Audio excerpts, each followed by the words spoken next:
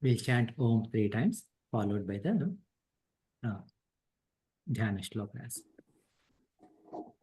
Inhale deeply.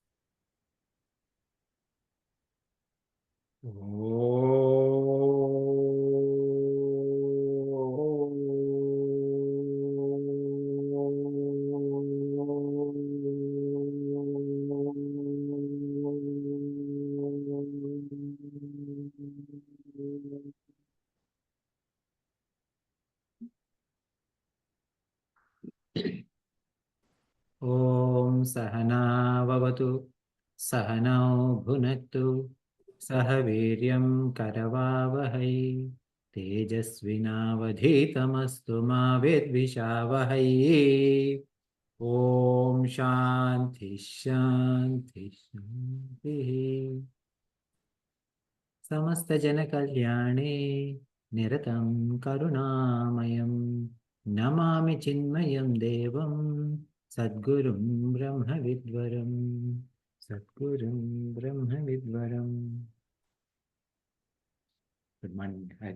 Good evening, everyone. Hari Om. We are studying Drg Drsya Viveka. So in Drg Drsya Viveka, we have covered the 5 shlokas, right? So the first shloka is also considered as Mangalacharanam. Because of that, what we want to do is that we will chant this Mangalacharanam first. So if one of you go off mute and repeat after me, the Mangalacharanam. Rupam Drishyam Lochanam Druk. Rupam Drishyam Lochanam Druk. Tadrishyam Druktu Manasam. Tadrishyam Druktu Manasam. Drishyadhivruttaya Sakshi. Drishya Drivitraya Sakshi. Drugeva Natu Drishyate. Drugeva Natu Drishyate. So here, we started off by stating that Rupam Drishyam Lochanam Druk. So that is, the form is seen, the seer is I, right? So now, incidentally, one of the things that I actually, like in one of the recent discourses, I was hearing, and then that's when I realized, oh, I haven't told this to our group about this definition of Rupam. So usually Rupam is translated in English as form, right? So whereas in reality, Nama and Rupa usually goes together. Nama is the name and Rupa is named, or the Padartha that to which that name is there, that is Rupa. So Rupa doesn't necessarily mean only form, rather it is also signifying the object by which this name is indicating. So the object that is indicated by the name. Okay. So what in the very first verse, it is said that, okay, we are, whatever is seen is Rupam, and that is I, the seer, has become Druk, the seer. However, even this I has become the seen with respect to mind, and with respect to Sakshi, the mind also has become seen. However, nobody else can see Sakshi, so it is the only real seer. right? So that is what it has been said. Now, then once it is said, if there are like multiple things to be seen, do we need multiple seers? That is a question, and that was addressed in verse number 2, saying Neelapita Sthula Sukshma Hraswadi Hraswa Dirghadi Bhedatah Nana Vidhani Rupani Pashyan Lochana Mekatha. So in this second verse, what has been clarified is, even though you have so many objects that can be seen, the seer can be one. So that means, say for example, like whether it is with respect to seeing, right? So different colors, same eyes can see, whether it is big or small, wide or thin, all of them can be seen with one eye. So that means that just because the scene is changing, the seer need not change. That is what. Then, but what about and also it is also said Andhya Mandhya Patutveshu Netra Dharmeshu Cha Ekatha Sankalpa Yen Manaha Shrotraptagade Yojyatamidam. And now, as we talked before, even though in English we translate into I, Lochanam is not really I, rather it is faculty of seeing, meaning Jnanendriya. Jnanendriya, so the organ of the faculty of seeing is Jnanendriya, right? So the faculty of, so that is why it is called Lochana. When it came to the physical eye, okay, so the differentiation between the physical bodily organ and the faculty of seeing are two different things. And now this physical eye can have so many deformities, okay? So many challenges. So for example, it can have blindness, it can have poor vision, or it can have like perfect vision. All of them are the properties of this physical eye, and it is not impacting the seer. So it is not impacting the seer means who is seeing this eye? Mind is seeing, and that mind is not impacted at all. And mind is not only seeing or perceiving things through the eye, rather it's also perceiving things through ears, nose, meaning through smell, through taste, as well as through touch. So whatever is true about the relationship between the eyes and the mind is also true with respect to all other jnanendriyas, right? Organs, sensory perceptions, and the mind. Then, just like there are challenges or there are different properties at the level of I, in the same way, there are so many attributes that are there in the mind also. Kama, Sankalpa, Sandeha, Shraddha, Ashraddha, Dhruti, Hrir, Dhir, Bhir, all of this. So then we defined what those each of them are in our last session. Kama means desire, Sankalpa means determination or a resolution, Sandeha means doubt, Shraddha means faith, Ashraddha means lack of faith, Dhruti means fortitude, Dhir means the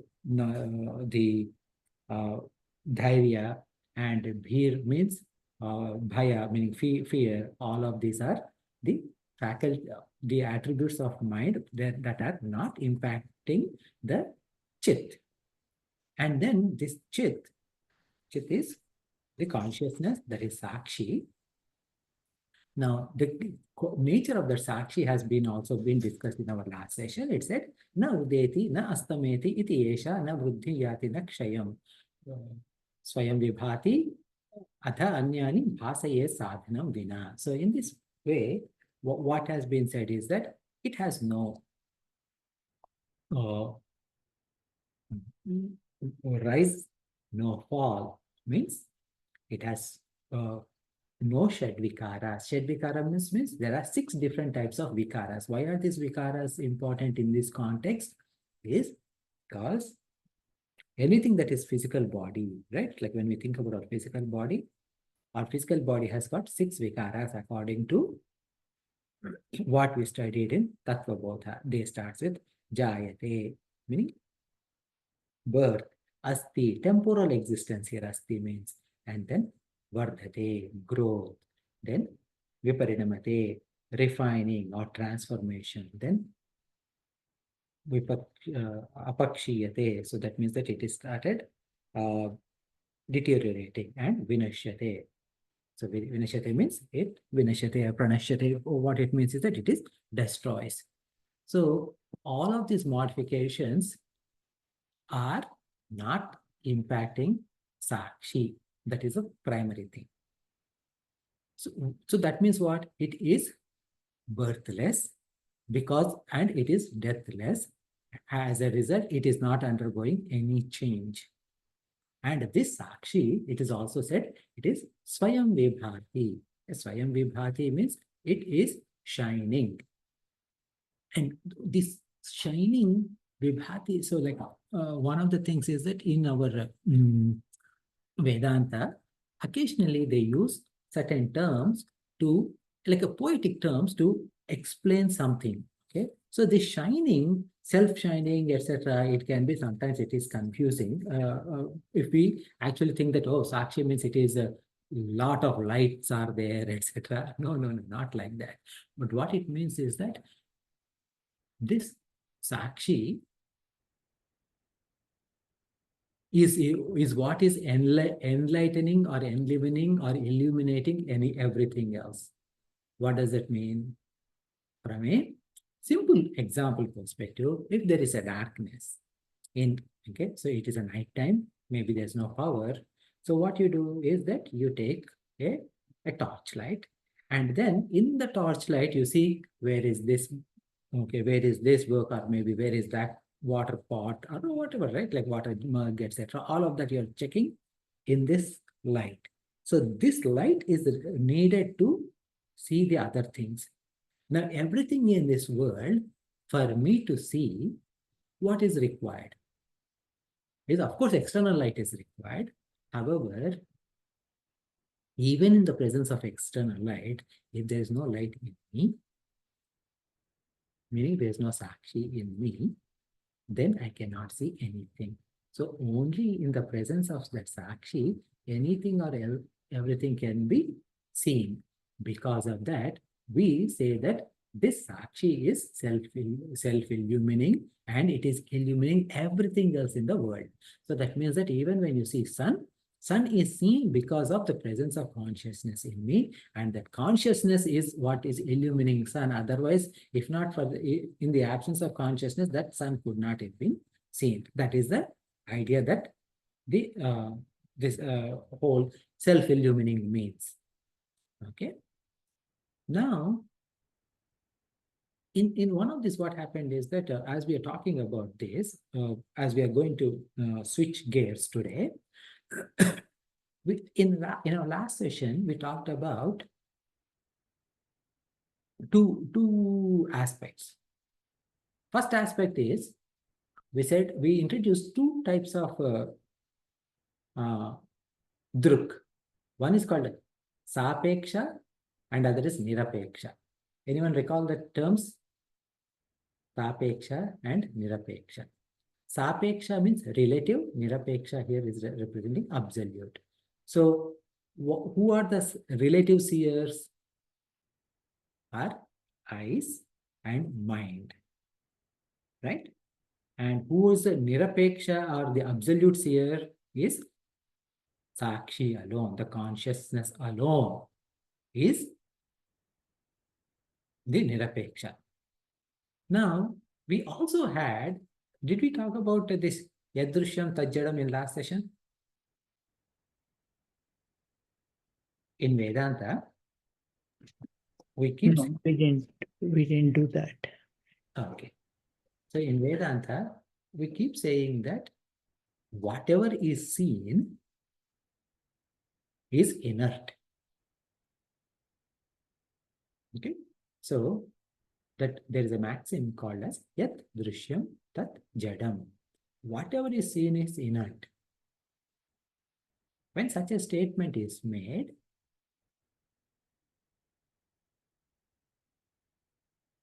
who am I, or who are you, any one of us, is Sat Chit Ananda Swarupa.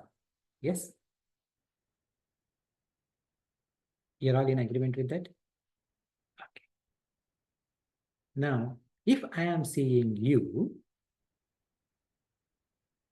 how can I call you as inert? Because if you are Satchitananda Brahman, how can you be inert? Because this maxim, what is it saying? Yad drishyam tad jadam, whatever is seen is inert. So how can a person who I am seeing can be inert? The answer for that is, when I am seeing you, or whenever anyone, any of us are seeing anyone else, who are we seeing? What are we seeing? If Rajivji is seeing me, is Rajivji seeing Satchit Ananda Brahma Swarupa, or he is seeing it Venkat's physical body? He is seeing Venkat's physical body, but is something that is making him move and all that he is not able to see. Yeah, so he's able to see Venkat's physical body. Maybe he's able to perceive the Venkat's thought process also based on the sounds that are emanating from Venkat's mouth.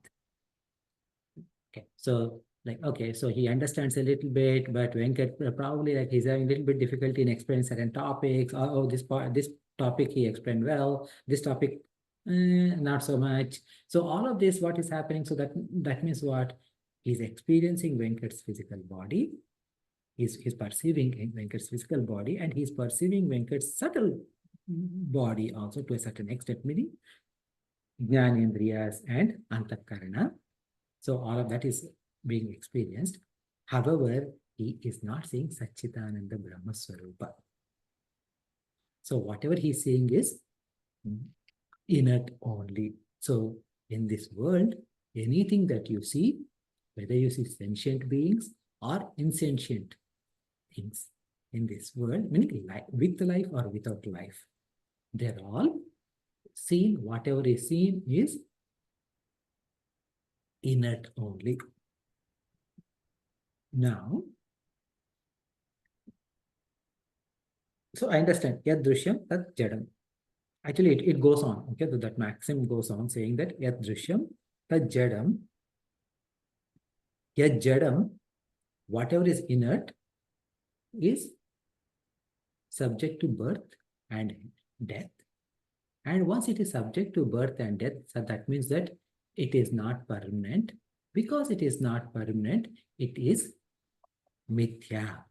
Okay, it is illusory because from a if we look at anything, right? So any object in our room or even our home itself is there, was constructed some X number of years ago, okay, maybe 5 years ago or 50 years ago, or maybe 100 years ago. But before that, the home was not there, and 100 years from now, it is unlikely that the home is going to be there, right? So in the same way, everything in the house are going to are subject to modification. This body is subject to modification. 100 years ago, this body is not there, was not there, and 100 years from now, this body is not going to be there, right? So like that, if you see, everything has temporary. Anything that has existence for a moment and does lose its existence after a moment, so that is what we call as mithya. Mithya means illusory, okay, temporary or illusory.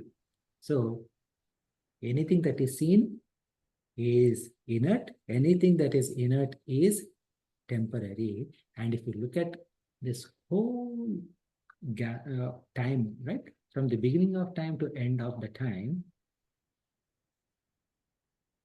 this temporal existence that was there, whether it is for 5 years or 100 years or even 5,000 years, it is a blip. It doesn't even register a blip in this whole time. It is as good as it is not there. So whatever is mithya, it is as good as it is not there. So this idea is explained in this maxim, yad drishyam tat jadam. So whatever is seen is inert.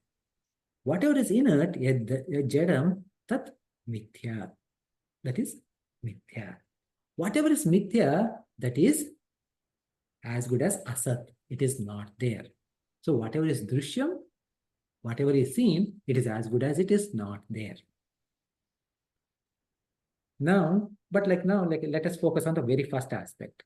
Whatever is seen is inert, right? Now, whatever is inert, how is it there is sentiency in them? Venkat's body is inert. Venkat's mind is also inert. How is this body moving then if it is inert? How is his mouth moving and words, intelligible sounds are coming from his mouth? Whether they are right or wrong, that's a different story, but at least something that I can understand. Okay, so how come these things are coming from his mouth if Venkat's body is completely inert? So where is this sentiency coming from? That is question number one. Okay, so that's a problem number one. That is something that we need to address. And one of you in last session raised a question, a very valid question, is that there's this ekatha is always there. Oneness. But I see multiplicity in this world. So why can't I see that singularity in this world? Was the question that was raised. So these two questions need to be addressed, and the answer for these two questions is one and the same. Okay, so that is what the Swami Vidyaranyaji, the author, is going to talk about now. Okay, from now till about 7 or 8 verses, he's going to discuss this. Okay, so do you have any questions based on what you heard so far? As we are changing the direction of our discussion.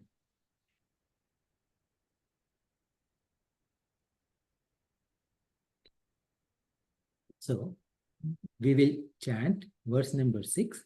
If one of you wants to go off mute and repeat after me, that is great. I'm going to break down the words before, and then we will chant. Chit. So the first word is chit chaya veshato. So that is actually, it has 3 words in them.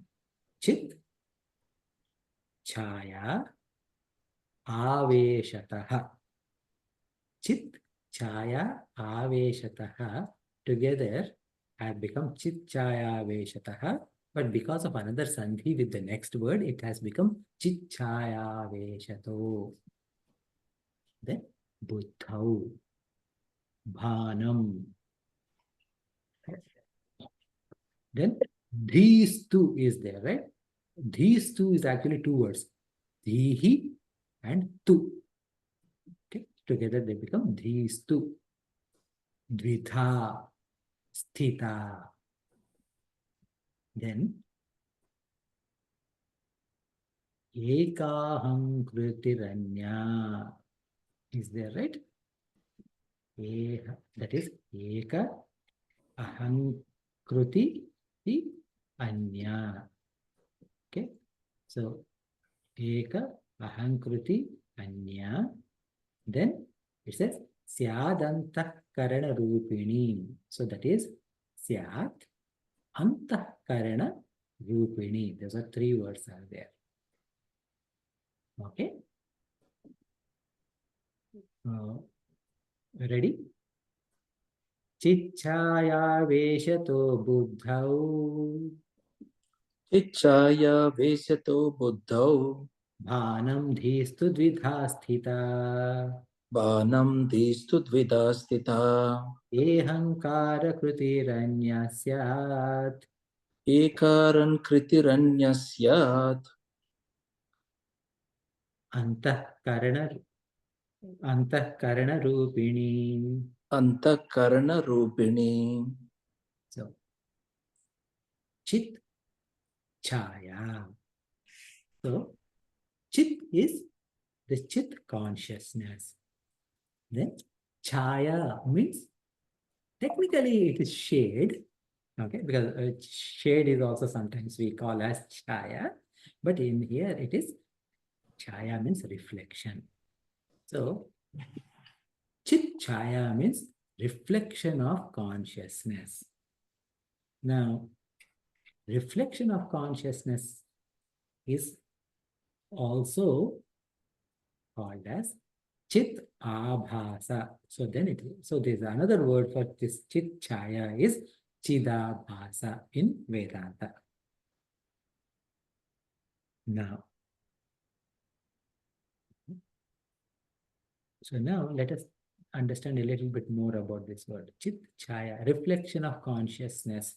Where did you probably heard this reflection of consciousness in recent past? Anyone, anywhere?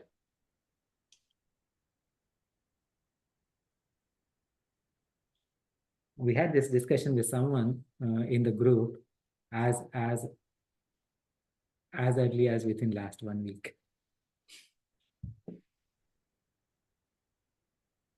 Yeah. Rajev ji, what is... Yeah. So we discussed in MGML course, well, discussing, Swamiji was explaining about the nature of Chetana. And That's where the reflected consciousness. And reflected consciousness comes in Tattva Bodha. Also. Brahma Pratibimbam. Right? And Brahma Pratibimbam is what? Jiva. So this Chit Chaya, so the idea is that it is, so here, when we are talking about Chit Chaya, so these, understand that there is no reflection for Chit. Okay? It is not like the consciousness has got a reflection, because consciousness has a reflection means what? There is something other than consciousness exist. Okay? So that is not the case. So then what? Why did this example is used? Is to explain something. So when we talk about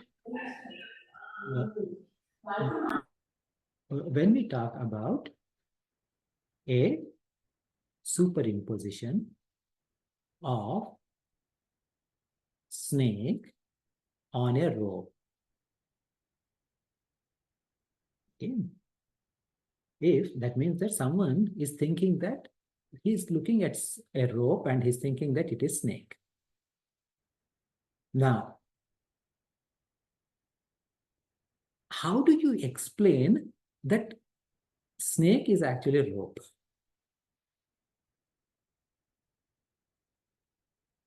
So one way to say is that snake is nothing but reflection of rope.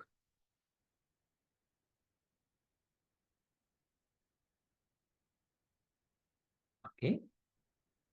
However, the snake is an appearance, reality is rope.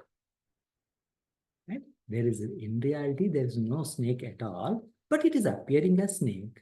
Okay? So then we say that that snake is the reflection of rope. So here, Chit Chaya means it is reflection of Chit, means Chit itself is appearing as something else. Okay. So this Chit is appearing as something else is what Chit Chaya means. Okay. So keep this in mind. And what happened with this Chit Chaya is Aveshataha. Aveshataha. So what does Avesha means in our local Indian languages? Mean colloquial languages. Avesh. Too much of enthusiasm, passion, or aggression. Sorry? So, in Hindi they say like आवेश में कुछ कर दिया, like So you it's did. in South Indian language also same. Okay, so it is Avesh means it is you get angry at, you're overpowered with, overwhelmed with. So overpowered with a particular emotion, you did something. Now how? So here the actual, so this Sanskrit, and in every language it is same. But so now, what is the root word of this aveshataha is wish. Wish means enter. Now, aveshata means asamantat wish, meaning visha means entering it completely. Okay, so the real meaning of avesha is overpowered with or overwhelmed with some emotion, right? So here, this chitchaya has completely entered where it entered into buddha, into buddhi. Now here buddhi, don't think that buddhi means intellect specifically, because we know, right? Mana, buddhi, chitta, ahankara.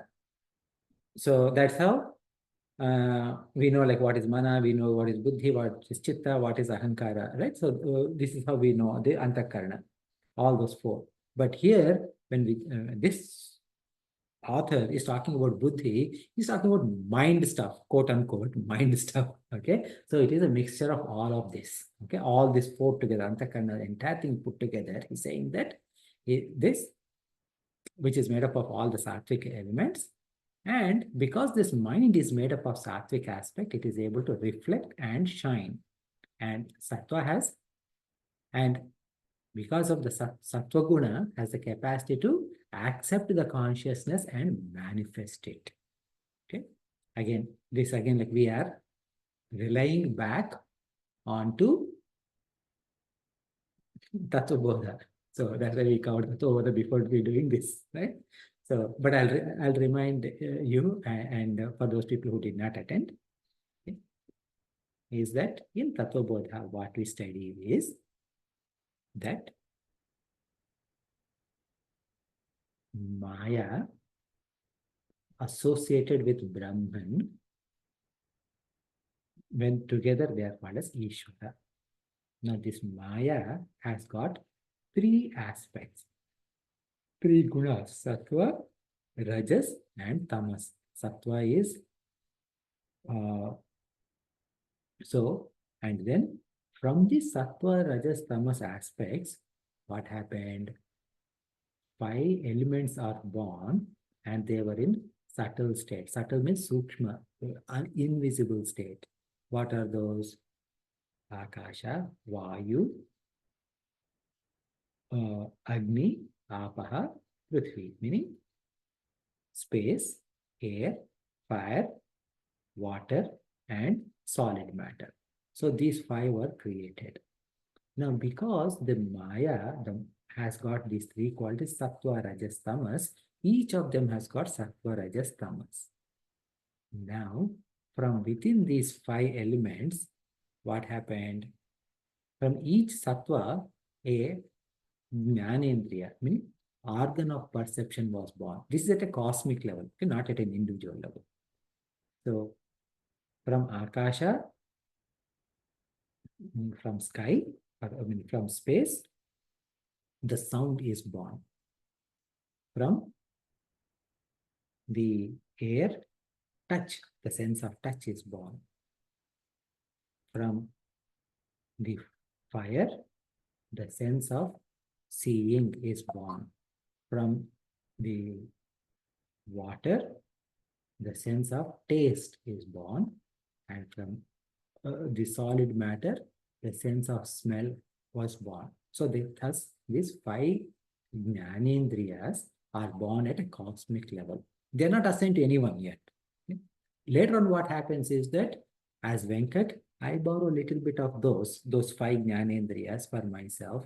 As Gopal borrows some, like that, right? An ant will borrow some, a elephant will borrow some, like that. They all borrow according to their needs. But this is where the cosmic 5 elements were created. And also from the Sattva Guna of all of these 5, mind was created. So that is, we're talking about mind means again, Mana, Buddhi, Chitta, Ahankara was created with this Sattva of these 5 elements. Then from Rajas of these 5 elements, Karmendriyas, meaning organs of action has been created. And from Tamas, rest of the world, as in the inert world, has been created. So now, so with that like a reference, what happened is that the buddhi or this entire mind material is made up of sattvika aspect, and because of its purity, it has the ability to reflect the consciousness and shine the consciousness. Okay, so now again, if it is going like a little bit, I'm talking quite a few things. I'm going to pause in a second, and if you have any questions, I'll answer. Now, what happened is that, and then because this buddhi means all this entire mind stuff, antakarana, all four of them put together. Okay? What happened is that because this, that is self-illumining, sakshi, the consciousness is self-illumining, and it is reflected, chit chaya. So that reflection have passed through this buddhi, and then this buddhi started shining. Meaning it started showing the signs of sentiency. Okay? And it is because of that reflected consciousness. It doesn't have any inherent capacity to know. It has the borrowed capacity to know. Now I'll pause to see if you have any questions. So I'll address your questions before we move to the next part of the shloka.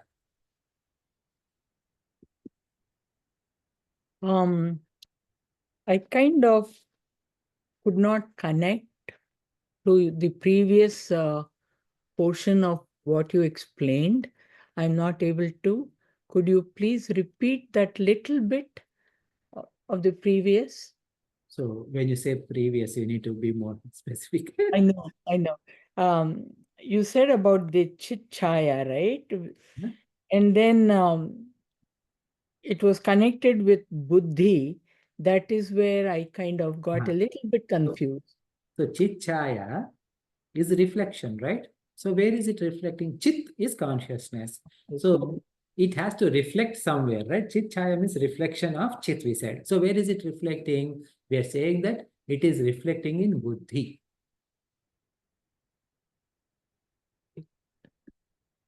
So in other words, the consciousness is reflecting in the buddhi. Yes. So here buddhi is, don't take it as intellect alone, but take it as antakarana. Yes. Okay. But the answer is yes.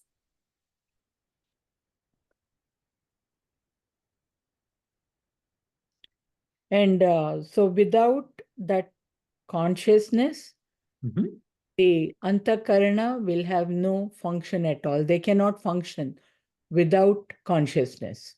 They would be inert. It would be inert. Okay. So, for example, you take a stone. Okay. Stone doesn't have antakarana. Because stone doesn't have antakarana, it doesn't, even though consciousness is there, there is nothing, there is no reflecting medium. So stone doesn't have that sentiency. So stone doesn't exhibit any life. Okay. It doesn't have any. It doesn't exhibit any sentiency. Sentiency. But the previous sentence that you spoke about consciousness, I'm a little bit confused here. I don't want to. Okay. So yeah, I mean, like I really appreciate you asking this question, because you may be asking the question, but someone else may have similar question, but not able to ask that question. So that's why I'm encouraging to ask a question, right? See, what happens is consciousness is all pervading. Yes. Yes. So stone also has consciousness.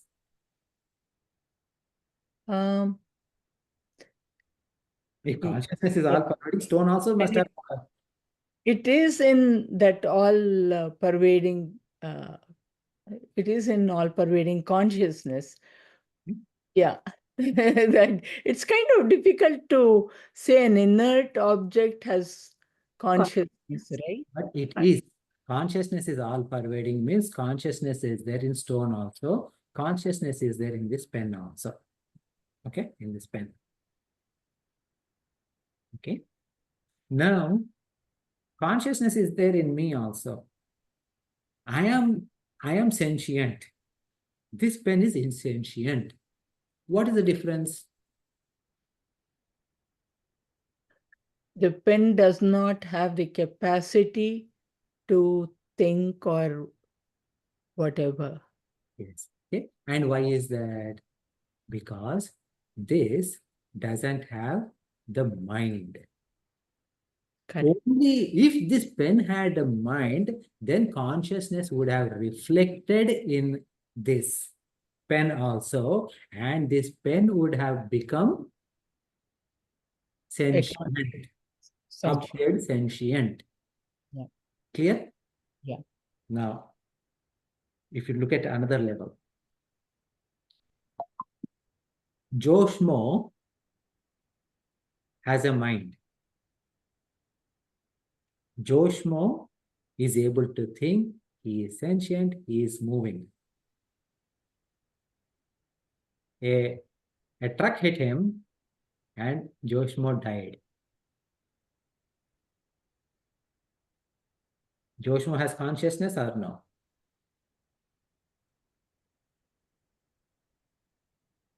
After death,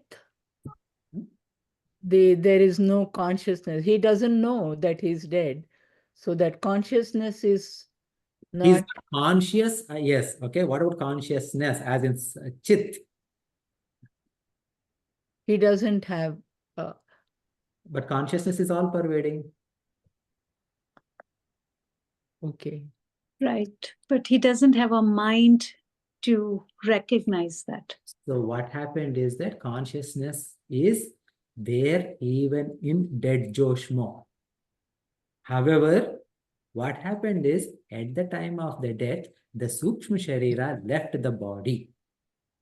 Because Sukshma Sharira has left the body, there is no mind in that body anymore. So that body is inert. Okay. So for consciousness to express itself, it requires a sattvic medium, which is mind. Okay. So in us meaning any living beings, what is happening is that consciousness is expressing because of the presence of that mind that the author here called as buddhi. Okay? Is that clear? Yeah. So this is the difficult portion of this sloka. Then But another doubt, but why are we saying Chit Chaya? Why can't we say that consciousness is there even in little quantity within each living being? consciousness is one unbroken thing. Okay, one unbroken entity which is all pervading, and it is not like it cannot be cut also. Okay, it's akhanda. But we are calling it as reflection of consciousness because go back to the example of rope and snake. Now, in which part of snake there is rope and in which part of snake there is no rope?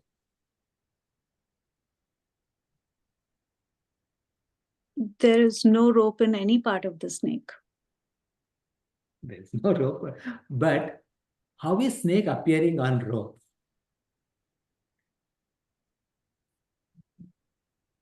Because it looks like, it appears like a snake.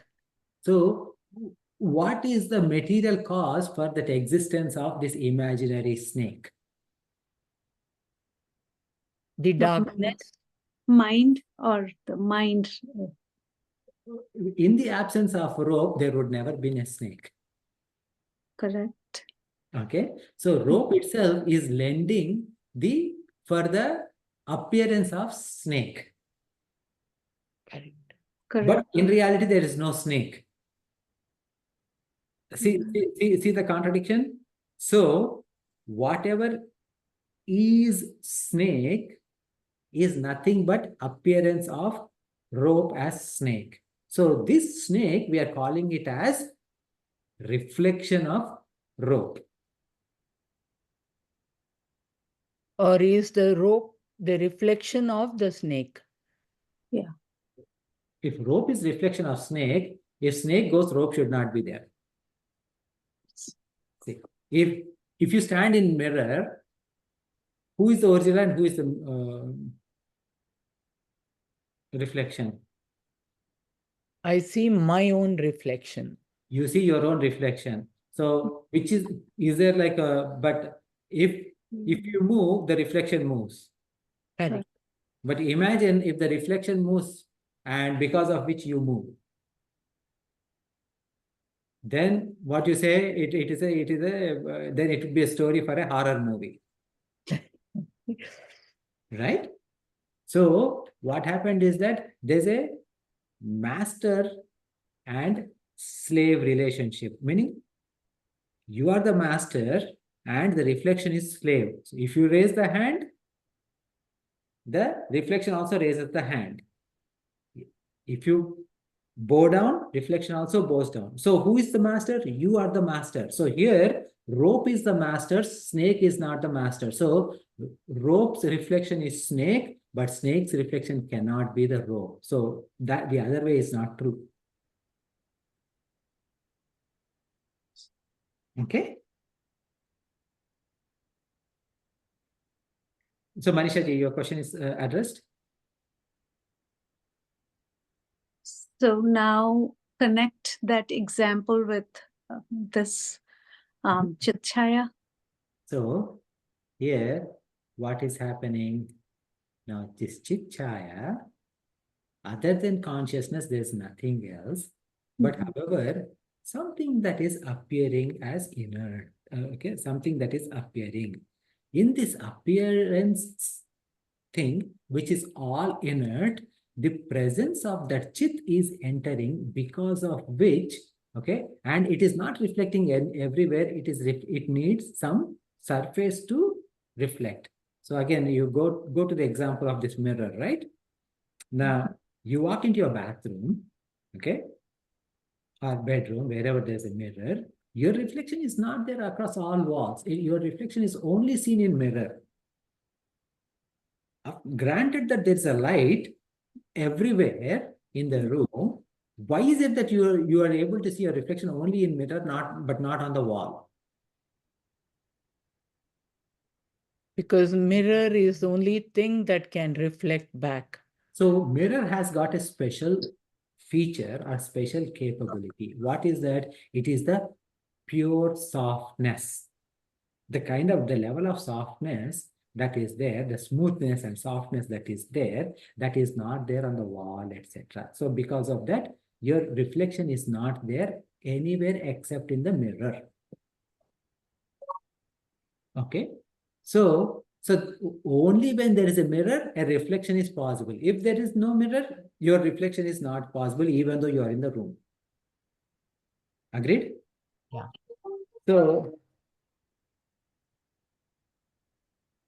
So in the same way, what is happening is that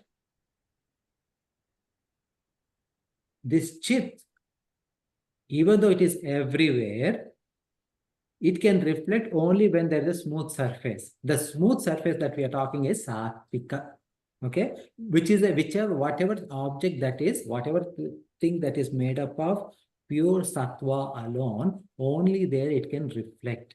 So the one that is made up of pure sattva is mind. So that is where it started reflecting. But then the mind is not something which is always pure. It brings out so many negative thoughts and all that. Yeah. So mind as the container, as the make, okay? So for example, think about you have a golden pot versus you have a silver pot versus you have a brass pot, okay? So golden pot is made with gold. However, in golden pot, you can have any amount of dirt, or you can have dirty water or Ganga water. Okay. So similarly here, when the mind is made up of sattva, it is like a golden pot made up of only sattva guna only. Now, however, within the mind, the thoughts that may enter can be like dirty water, right? So that means that bad thoughts, good thoughts, evil thoughts, all kind of thoughts may be possible. Okay. So the material with which mind is made is sattva guna. Also, the mirror, if it gets dirty, it stops reflection. Similarly, mind has impurities, so that's why probably we don't. No, your ability to think through will be negatively impacted. Yeah. Okay. So now let us continue to the next portion. So what are we studying? Chichaya aveshato buddhau bhanam. Okay. Up to here we have covered. That is, Chit Chaya has entered completely into buddhi, and it started glowing, meaning it started showing the signs of Chaitanya. Now the rest of the shloka says, Dhihi tu dvidhastita. This buddhi that we are talking about is of two categories. So here, like, not too much time is needed for us to explain this part. Eka ahankruti anya syat antakarana rupini. So what he's doing is that this author is breaking this buddhi into twofold. One he is calling as ahankruti, meaning our ahankara. Okay. And then the other is called as antakarana rupini. So when he talks about, so like different authors broke down this mind into different ways.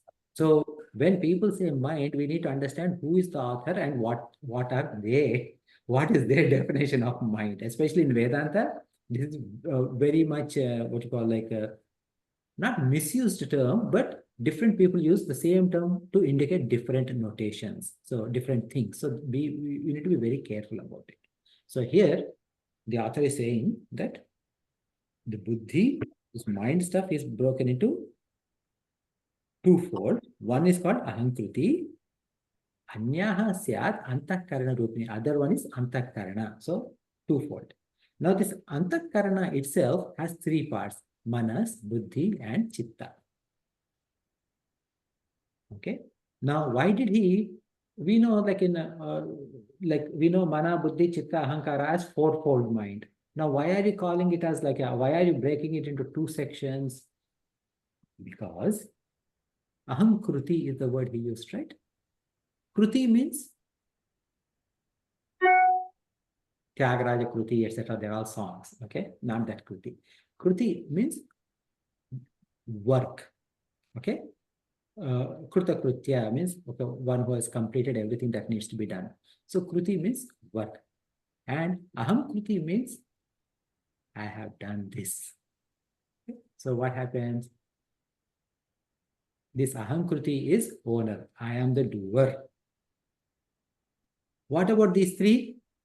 They are the instruments for this doer. This doer is doing through these three. Through what?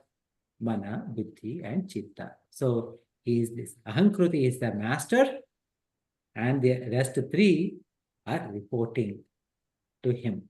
So that is why this is divided into two parts.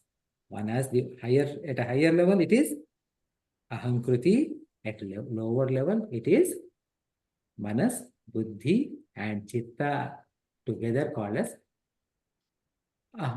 antakarana. Now, if you actually study, what is the other book? Ravana Maharshi, he divides it into two aspects. One he calls as aham vritti, other one he calls as idam vritti. So there is one is me and other is this. So different authors break it down in different ways. So this author has broken this into two ways, right? So in this shloka, there are two aspects. One is that the Chidabhasa, Chit, has entered into Buddhi. Buddhi itself doesn't have inherent capacity to know. This reflection consciousness entered into this mind and it manifested as twofold. One is called Ahankruti and then there is Antakarna, which has got mind, intellect and memories. Now, this Ahankruti alone operates both Antakarna, which means that Mana, Buddhi, Chitta, mind, intellect, and memories. And it also operates Bahya Karna. Antakarna means inside instruments. Opposite of inside instruments is external instruments, which is Bahya Karna. What are those external instruments? There are 10. 5 organs of action, 5 organs of senses, meaning 5 Jnanendriyas and 5 Karmendriyas, plus Mana, Buddhi, Chitta, so 13. All these 13 are operated by this Buddhi. Okay. So this is this is what we are coming to. So why is this being said is that once this mind, okay, once this Sakshi entered, okay, I'll just give you a little bit, I mean, like I'm not going to dwell too much on this, that this leakage, okay, this knowledge, I mean, the consciousness, when it entered this Ahankara, the reflection of consciousness entered Ahankara, Ahankara is the first receiver.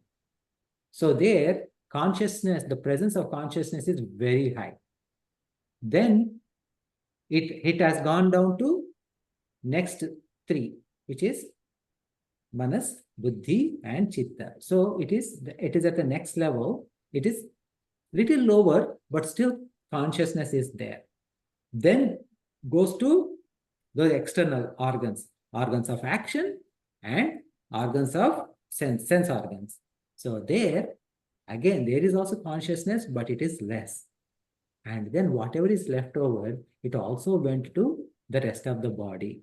So there, consciousness is little, the presence of the consciousness or the sentiency is experienced little lower, further lower. So what happens is that the sense of I or mind at body level is much lower, because if, for example, if you're walking and your feet are hurting, but you know that as soon as you finish walking, there is something good waiting for you on the other side. So then what you do, you will neglect the physical pain and you still walk. Why? Because the consciousness, the power of consciousness in the mind is higher than the power of consciousness in the physical body.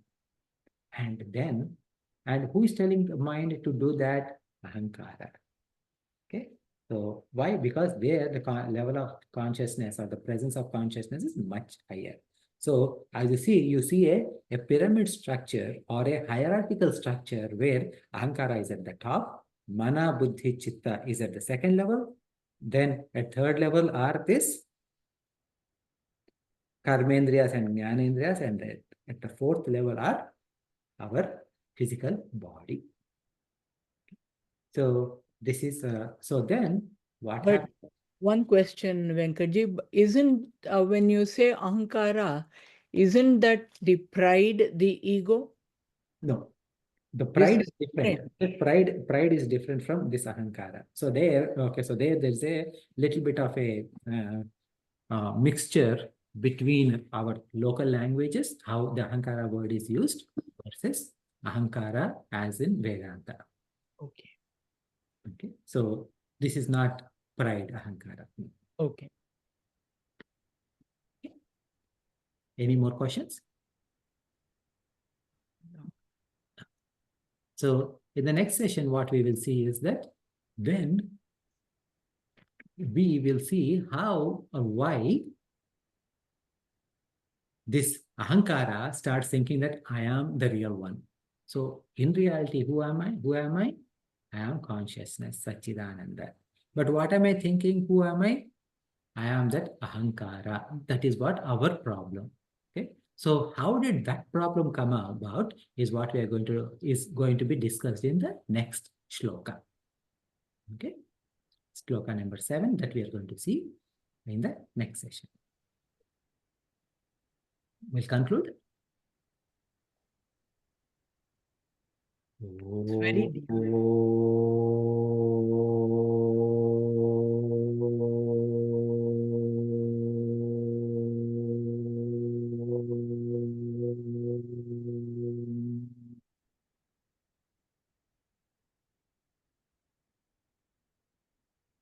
Purnamadah Purnamidam Purnat Purnamudachyate Purnasya Purnamadaya Purnameva Vashishyate Om Shanti Shanti Shanti Harihi Om Shri Gurubhyo Namaha Harihi Om